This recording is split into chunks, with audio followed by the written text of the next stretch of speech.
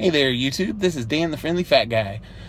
I was thinking about something earlier that I truthfully hadn't thought about in a while, and it's something pretty cool and something I wanted to share. You know, we all have critical moments in our lives. Sometimes it's built around tragedy, sometimes it's around successes, and then other times it's just little day-to-day stuff that really stick with you and make you think. And so, anybody that's familiar with Nashville, Tennessee, which is kind of the anchor of where I grew up, Nashville has a pretty large homeless population. And one thing I've learned over the years is that a lot of the reason the homeless population is there is due to, mental illness. The way they are wired, it makes it difficult for them to be able to kind of exist in a normal situation because of one thing or another. And I've been close to that myself. I understand. Even depression can be something that can lead to things like that.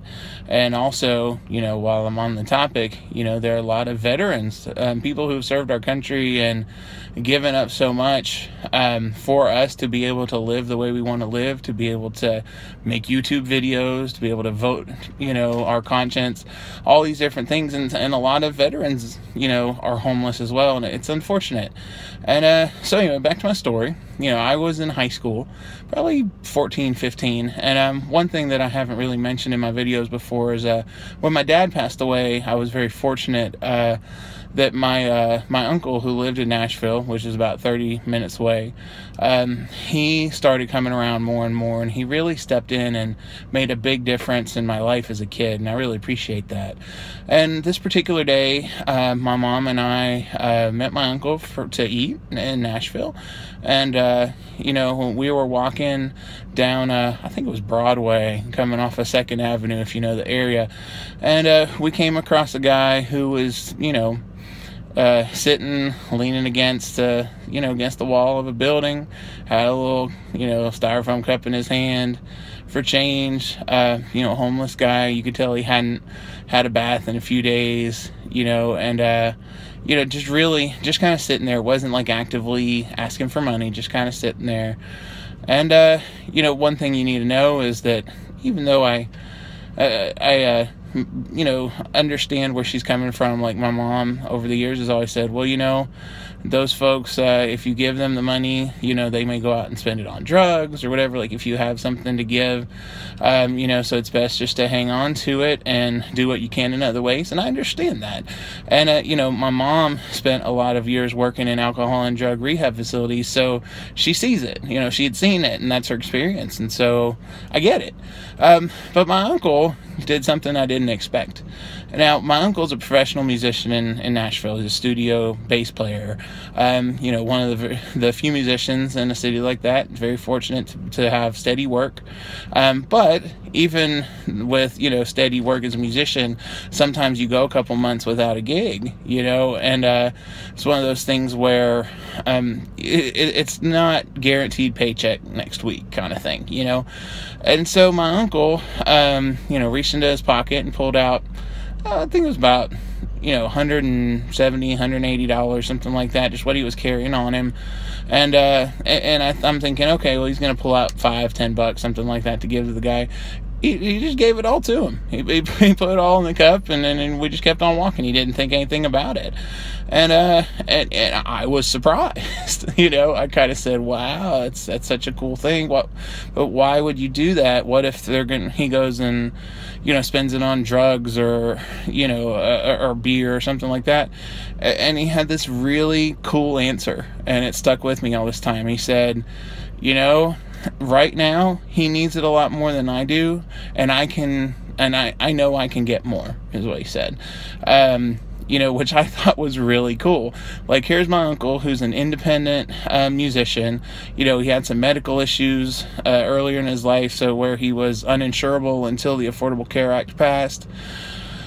So here's this guy who knows that, what it is to be without money and to struggle and have medical bills and all this other kind of stuff. And he's sitting here saying, I can work. I have places I can go to work. I know I can, get more money. And this guy right now, he needs it more. He needs it. You know, he and I can afford to help. And I just was really taken back by that. You know, I had always heard, like I said, from my mom, you don't do that because, it's not going to help anyway. But when I heard it from that perspective, it really gave me something to hold on to keep my faith in humanity intact. Because we all get jaded and we all get cynical, and we think to ourselves, oh, well, that's not going to work. And I just kind of, in that moment, realized, like, wow, we can still be good human beings. We don't have to be cynical. We don't have to assume everybody does bad. And even if he goes and does something bad with that money, you know what? My uncle's conscience is clear. He was able to do it. He did it without question. He doesn't even remember that happening, actually. So I guess it's something that might happen relatively often where he just does that. And, I think that's pretty freaking cool. My grandmother, who was not actually my grandmother, she raised my dad, and her and my granddad raised my dad until he was about 7.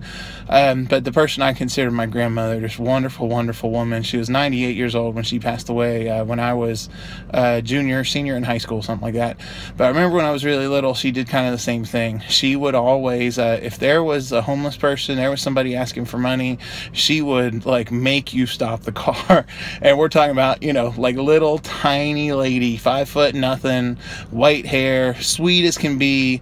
My mom always would joke and call her Mother Teresa's evil twin, and she would do the same thing. She would make you literally stop the car in the middle of an intersection and, give whatever she had. She would empty her pocketbook out, even if it was a sandwich that she had eaten half of, she would give the other half to somebody else. And, I strive to be like that. I think my uncle, my grandmother, these are people that I really admire for this trait. And I'm not always great about it. I don't make a lot of money. I work with people, and, typically when you do things to help people as your profession, you don't make a lot of money, but that's okay. So I have to be a little more careful, but when I can, I try to give back, and, like I said, I'm not saying that everybody can do that, but I think if you can, it's a really cool thing. And one thing that I've experienced is I would rather give, and granted, I don't have expectations of getting anything back, but I would rather give most of the time than even receive anything anymore. It's a joyful act. It's something that if you're spiritual, brings you closer to God. If you're not, it just makes you feel good in the pit of your stomach. So for what it's worth, it's always a good thing to be charitable and nice to people. Granted, there's some bigger issues working on homelessness, that kind of stuff. We really do need to work on that as a society. But at least I know that people like my grandmother, my uncle, people like that are out there and they care. And I care too. And I think that a lot of you do too. And so maybe, just maybe, we can work as a society to drop the cynical attitude, drop the jaded lens that we see everything through, and reach out and help somebody. All right, well, this is the Friendly Fat Guy. I hope you guys got something out of this. I know it's a little different, and I will talk to you next time.